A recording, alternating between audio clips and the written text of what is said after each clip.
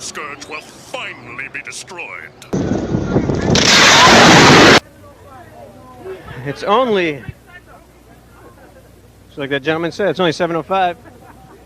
And there are plenty of people out here already. Hundreds of people. Let's go over and get a few people over here. How long you been waiting out here? Since 10 to 4. 10 to 4. And who are you here to see? Gimli. All right. Obviously.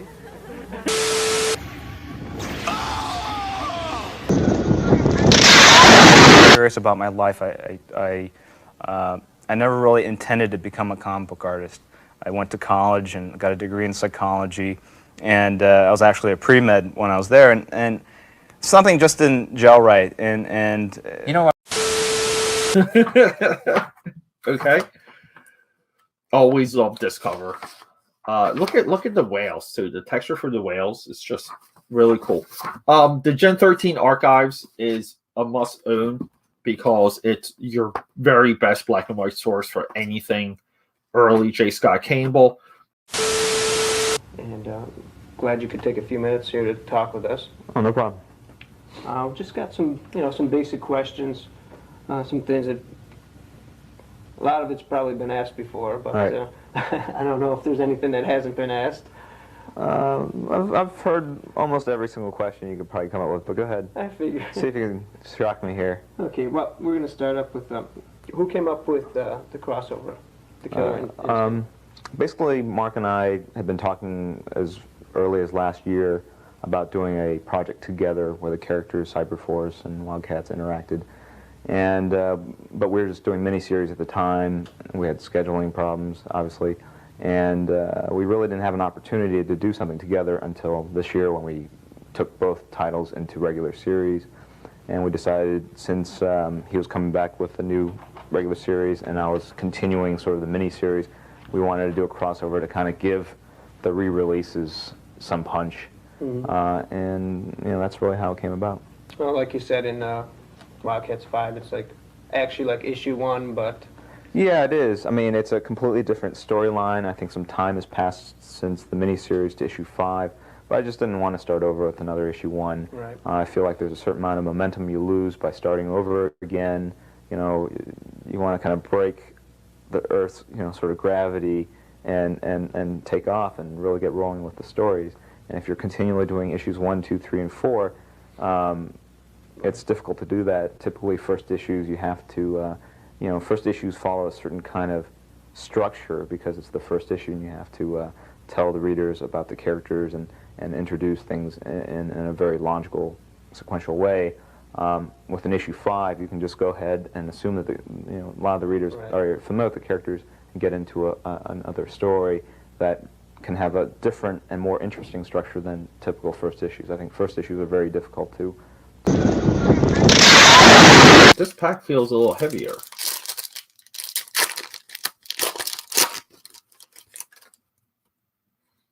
Wow, cool looking Void. Void just works so well when it comes to Chrome. We got to hit those comments. We got to see what comments are coming in. All right, hold up. Let me just get to my comments. Boom. Okay. Sean Phillips. Very awesome post here. Brian Silfries. Another Rich Johnson, Dave Johnson. Not Rich Johnson, Dave Johnson. What am I doing? Dave Johnson and David Pearson. Both very similar styles of this era. Very cool grifter. This is a cover-worthy image for a trading card. Jason Raskin. Very cool. Very cool. Hellspot. Rick Mays. Okay. Warblade here. Oh, we have our first bonus card, Refractor card, Demonite. Tony Harris. Tony Harris really came into prominence working through Wildstorm for Ex Machina after coming off Starman. J. Scott Campbell here. This almost looks like a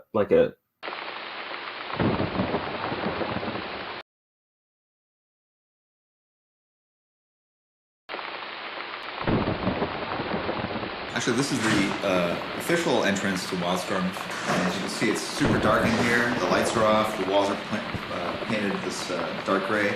And like we regained some of the faith. I think that the kids still like our work, but I know a lot of retailers are probably angry at us as a whole, and that's primarily because of our shipping difficulties. And at our last big meeting, we laid down some pretty severe.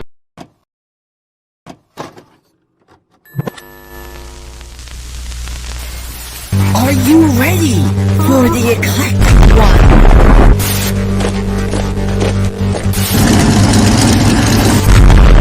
AKA Pat is here. Here we go. We are live. We are way. Let's get a little closer. We're a little too far away.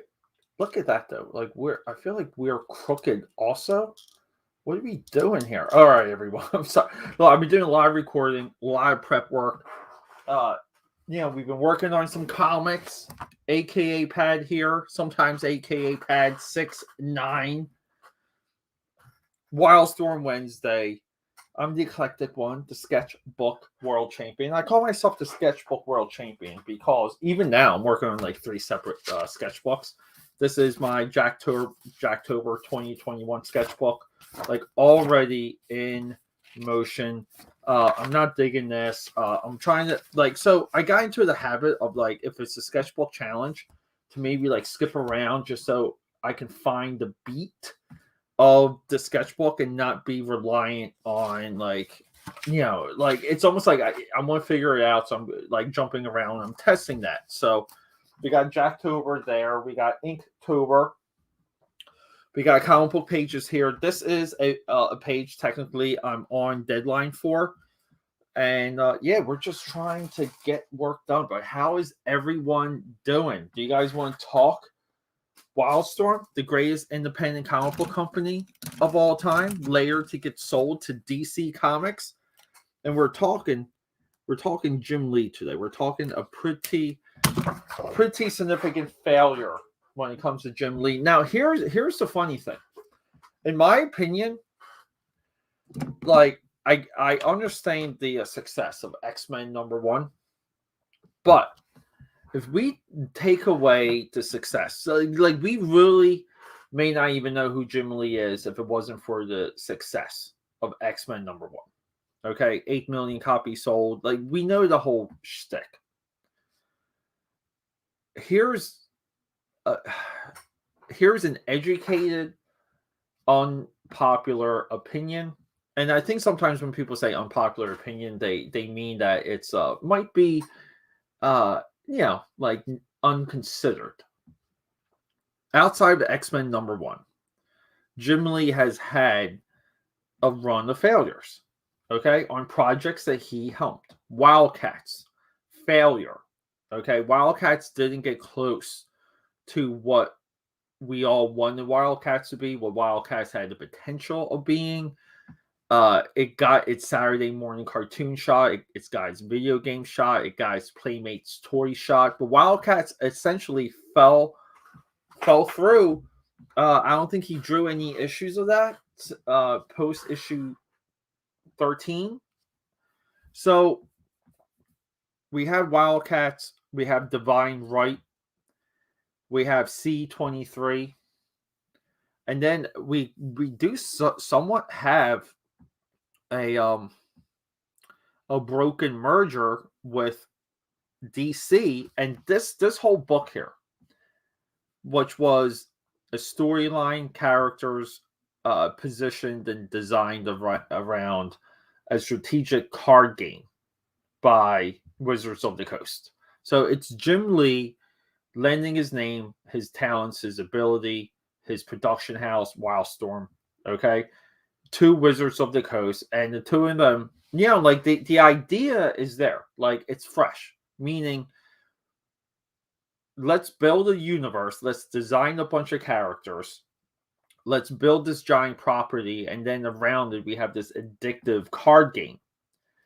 This was a time where, like, look, it's post comic books boom, but comic books are still hot, they're still selling. Pokemon, Magic the Gathering. This is the rise. This is a part of the creation of those cultures. So it's significant. C-23 is a significant position by Jim Lee. Jim Lee lends his entire name to this project. And here's the funny thing, okay? This project, in my opinion, was almost like dead on arrival. There's very little Jim Lee artwork. And the artwork that we know that Jim Lee did a part of this series, it was subpar, okay? It was very loose, too quick. It wasn't the script. It wasn't definitive. And then he's not even accessing the power of Wildstorm. Okay, they're almost like using a B team. The writing's good, the artwork's good, the paneling, the layout's good. The beginning of every single issue is pretty tight. We have a resolution by the end when they canceled the series. We have supplemental material. There's so much going on with C-23. And what's missing is literally Jim Lee, whose name was all over this. Now, when it comes to these like failures, by failing upward, I mean that by the time this fails, Jim Lee is within DC Comics. Wildstorm is absorbed. This is like the big crossover project. I agree. Yes, we all agree. No, Skull Diamond, what's up, buddy? But yeah, so you can kind of tell. I mean, right? I mean, it's very telling that we have Travis Charest here with one of his best covers. Absolutely one of his best covers. Okay. Great hair, too. Look at that fucking hair. Issue 2. Right? I mean, look, they let Travis, like, I think Travis needs barriers. He needs a box. He needs things to draw. Okay? When you just give him a cover to draw, usually all of his Wildstorm ones are disappointments. This is a disappointment. I mean, if he turned this into me, I would just be like, I don't, like, what am I looking at? Why is there wheels and cogs, and why is there this, like, did you not want to complete the painting or something? Were you short on time? You know, like, when we talk about Travis doing covers, the things we want to see is like his tech, his shape. He has a very graphic design, like positive, negative space, but there's a graphic design element in his illustrations, which we see with the cover for issue 3 here. This, to me, this is less illustrative. This is more graphic design. I would also throw him out of a window if he turned this into me. And then we have this. Ruben, Travis cannot make his deadline on the cover. Can you help us? Sure, Wildstorm. Thank you for the paycheck. This is what I can do in the 4 hours you've given me. This nearly looks like a sketch from Travis. Look, so we're 4 issues in. I mean, we're deep enough into the book that the book can still sell, can still be salvaged. It can get momentum. But we have this as a cover. And then our remaining covers is, you know, if you ever seen Heavy Metal, the movie, Richard Corbin, then himself, maybe top 8, in my opinion, top 8 black and white illustrators ever to, you know, work within comics. We got some Richard Corbin artwork here that is just nothing but over-rendered. Also seems rushed. It doesn't seem like he knows too much about the project with these covers. I don't know. I mean, outside of the faces, I mean, 2 of these face-wise look like Corbin.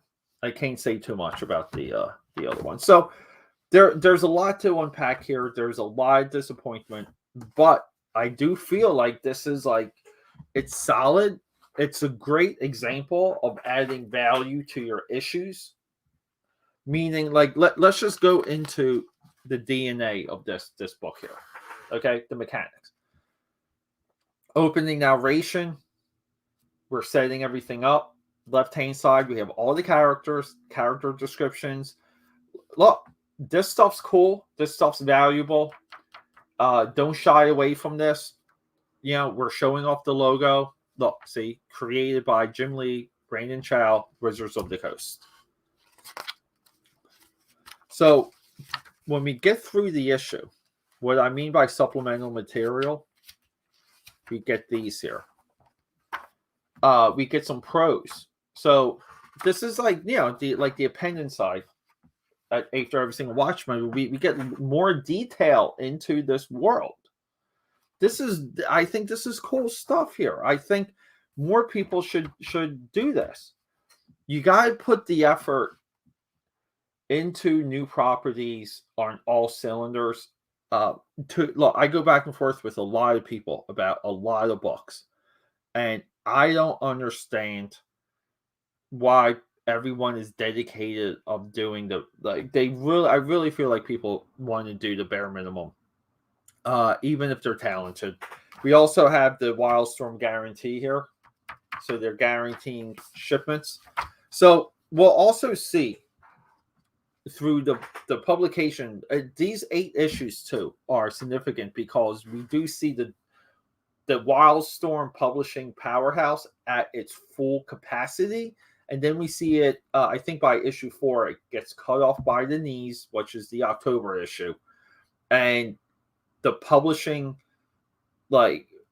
catalog gets cut in half.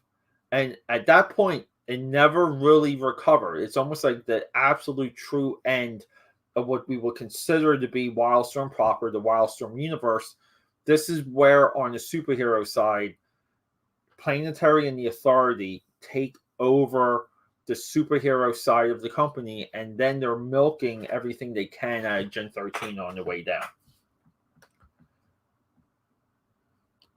Yeah, dude. We if we can, Skull Diamond, let me know. I would love to do a stream with you on IG. We can we can split the screen. We can kind of chat and draw. Yeah, I was watching your other one earlier today. So, dude, I love it. You're hitting it on all cylinders. Rock and roll. So, I mean, we have some fantastic Wildstorm coloring here. You know, 90s, 2000. This is like the Witchblade design. This is the techno organic type design work. We have nice looking villains, and the story's just like we have this place called the Hive. We have people that are underground. We have revolutionaries fighting for their freedom. We have a guy banging a girl. So the artwork here, right? Jeff Mariotti, right? Jeff Mariotti. Story, Brandon Child, Jeff Mariotti. So, Alexander Lozano. Okay, so Alexander Lozano. I don't know if he's still around, but he's fully capable. He moves the cameras, fully illustrated backgrounds. I think pencil work and ink wise, there's enough left up to the colorist. So, which is also important, okay? When you pencil and ink a page, you want to leave things up to the colorist. I don't do that. Even when I color my own stuff, I don't. I'm the absolute worst. But yeah, and then every single issue has like a solid beginning. We open. I mean, he gets into a rhythm after this issue, but we have a flashback. We have Corbin. That's our antagonist. Good use of splash pages. They try and show off a little bit more of the world, a little bit more of the powers. I will say, though, the characters are not moving enough. And by moving enough, I mean they're not doing enough. There's not clear enough objectives. And you kind of see within the storytelling, you see that they're playing a little bit of the long ball. Now, this is what I mean by Jim Lee's artwork. This is like the prominent only image of C-23 when it comes to Jim Lee's artwork. This is it. And his name's all over it. I mean, I don't get it. I mean, if I was Wizards of the Coast, I would have sued. I would have sued. But yeah, look, we get good things, but even within this issue, so when we tell stories that take place within worlds that we're not familiar with, your first objective, like the first thing you try and do, is you have to design scenarios to show off the world. Okay? So you like take out the plot, like minus the plot. What do we need to see more of to understand this? The villain is, look, Wildstorm traditionally doesn't have well-designed villains outside of Pike from Wildcats. I do like Despot, though, also from Wildcats. This guy's kind of cool, though. I think he's one of their better in-house villains. So we have the trading cards right here. So this was also Wildstorm Rising. They had the insert promo cards. Yeah, so this kind of sucks. It sucks that, like, I really feel like this series, look, this is a production house. This is a system. This is a machine. But we get strong illustrations here. Strong move. I mean, like this is just a good textbook page. Medium long close up silhouette, medium low. Okay? We're rotating the camera, we're pulling away. I mean, I for myself, I mean, I get this because this is another character entering into the frame or into the scenario. But I really like ending my pages with silhouettes. That's one of my hooks. These long panels are nice. He'll do some vertical panels coming up. But the overall, so like here, so this is what I mean about Wildstorm at its absolute power. June releases Wildstorm, DV8, Gen 13, Stormwatch, Wetworks, Wildcats, Wildcore, Gen 12, Gen 13 Bootleg, Monkey Man and O'Brien, Gen 13, Jim Lee's C-23, Resident Evil, Wildstorm Archives. Okay, that's just on Wildstorm. So this here is really what I refer to as Wildstorm proper. This is still the Wildstorm universe. Then we have Cliffhanger, Battle Chasers, Crimson, Danger Girl, Homage Comics, Kurt Busiek's Astro City, which is phenomenal. Desperados, A Moment's Sunlight. Okay, and like they're going to add more and more. So like there's just so much happening at this company. But see, like we get this absolutely awful. I mean, you could have just used this as your cover and not. I mean, I remember seeing this on the stands when this first came out, and I just remember like looking at it. I'm just like, who would buy this? Same art team, but his use of the vertical panels is great. I think his the instincts are very nice here when it comes to the storytelling. Wildstorm sometimes will do over rendered, like they'll kind of look muddy or smoky type of detail, but they really let things open up here. And it look Marvel at this time was rocking and rolling with their color. I mean, they had the power of liquid. Just look at the X-Men books. The X-Men books really kind of were becoming the best looking books on the entire market again by this point. But we just get some like flat out cool looking stuff. And this is part of the fun. This is part of the joy of comics. So the mechanic here, we're big Joe Chido fans. We will be doing the mechanic coming up. Danger Girl collection. So Wildstorm almost becomes, it's like Cliffhanger. So it's really Danger Girl, Battle Chasers, and then it's Planetary and the Authority. But we get some like nice creature design here. Cool effects. Not a lot of background. You can make those deadlines when you're economical on your background placements. So, and then here we have the ending of Stormwatch Volume 2, which goes into the Authority, calling it quits. So, between Stormwatch 10 and the Authority 1, right? It's Wildcats Aliens, where the aliens kill all of Wildstorm.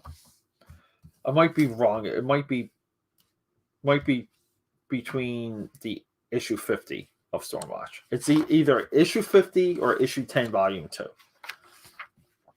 Yeah, but we really get so part of my process is the reason why I pay attention to these types of books is they are complete. They have the same team on them. This is god awful here. So it's not showing up on camera too well, but this right here, it's blurred. Okay, to kind of look out of focus, and it takes away all the drawing and all the coloring, and it's a pretty cool shot. I really don't like Photoshop to mimic camera ready effects, like in post production. I don't favor that. But again, the villain's looking sweet. Green and purple. I like the glow. The skull's awesome. The head kind of floats. It's got some cool techno stuff happening. And this Hive Queen's just freaking awesome. So, I mean, part of it too, I would say, so what is this exactly? This is like a San Diego comic. This is like, I guess they used this one time. This is like an experimental bullpen page.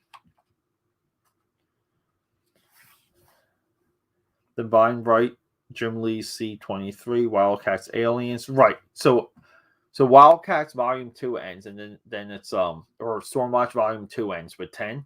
And then there's Wildcats Aliens, and all the Wildstorm members are killed, like, off page. It's awesome.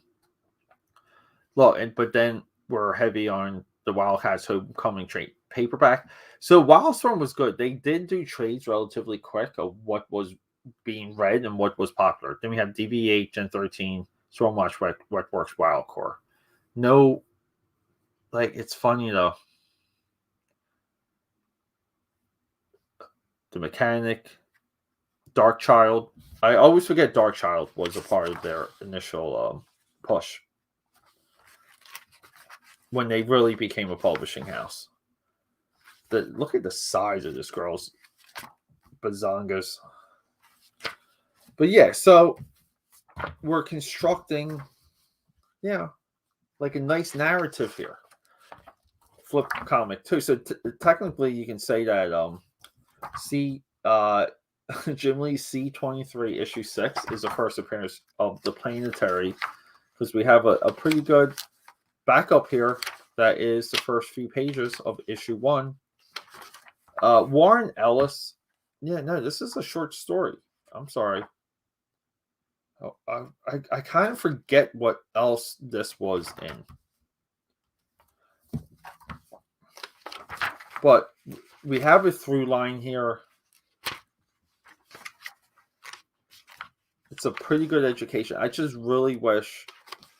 So when you flip through these issues, I really wish that there was a little bit more like worldscaping, like more landscaping, to where you can easily tell when you're in different environments, either via color and illustration, preferably both. It is tough to decipher that with these issues.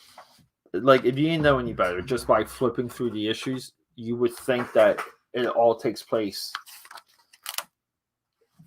like, within the same time frame. So again, great opening here. Really good, strong first page. Yeah, like, I don't like doing animatics, but this is a nice zoom in. Technically, I don't consider that a animatic is when you have like 3 panels and the character just walks across the page. But look, he's real good with spotting his silhouettes. See, I hate stuff like this too, where like you could have had two different silhouettes and then draw this and save the same amount of time when it comes to drawing. So his hair, his posing, very reminiscent of Duncan Ronlu from he had a couple. He might have been doing Alpha Flight at this time.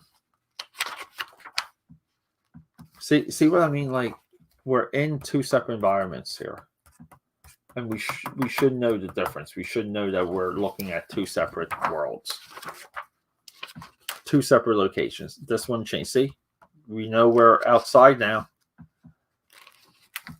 Stuff like that. So I recommend picking these up just to be able to dissect some of the visual cues. So this is what I was talking about, the October release. So this is, after I rattled off all those books, October releases: Wildcore Gen 13, C-23, DV8. Gen 13, Magical Drama, Magical Drama, Queen Roxy issue 1. Gen 13 bootlegs, bootleg archives volume 1. I forgot how big Gen 13 bootleg was, and Crimson 6. So of the three cliffhanger books, one of them is on time. And here we have to be continued, not to be concluded. We have that right here. We're wrapping everything up. And then here we go, like final issue, one of the better Richard Corbin covers. See, the coloring too takes away some of his like stippling, especially like on the girl's face.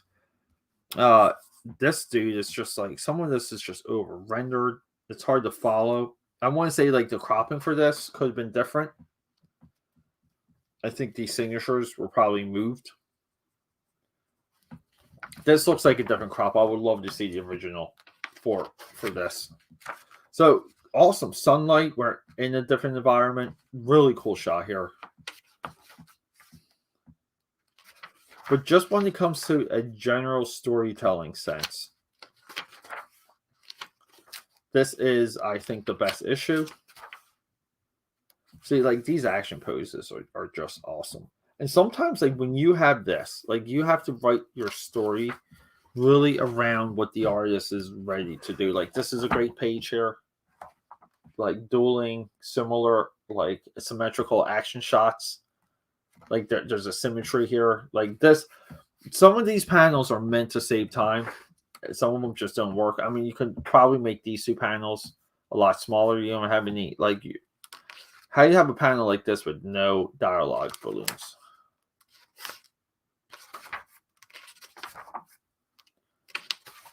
Yeah, and essentially they kind of beat up the bad guy. They win, right? Like Super Punch here. We take out Scully. He stabs Scully right through the heart. See, like, this should just be like a full splash page. No panels. And then we have other colonies will join us. We'll fight. There's peace now, and we will continue to fight for peace. And that's our closing message. So it's sad. I really feel like there was so much more baked into the dough for this. I think it would have fended off better if Jim Lee did some covers, showed off some of that design work, used some of his marketing pool. This could have been something also that got lost in translation. Wildstorm transitioned into DC Comics, got folded in. And that stuff can take years to do, okay?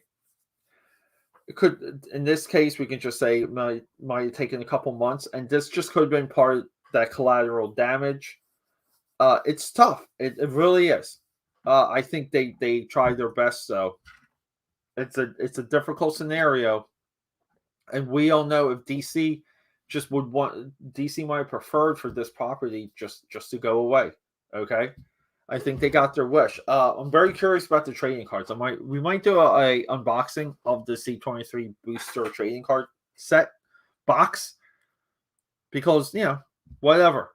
Let's play some strategic card games. All right, everyone. Wildstorm Wednesday signing out. Peace.